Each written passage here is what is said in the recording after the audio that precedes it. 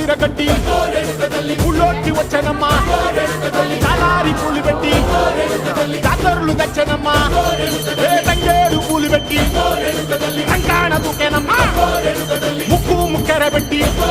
ముల్లోకాల నెలనమ్మా ముంగార చూడంగా మున్నూరు కన్నులమ్మ ఎదుగాల చూడంగా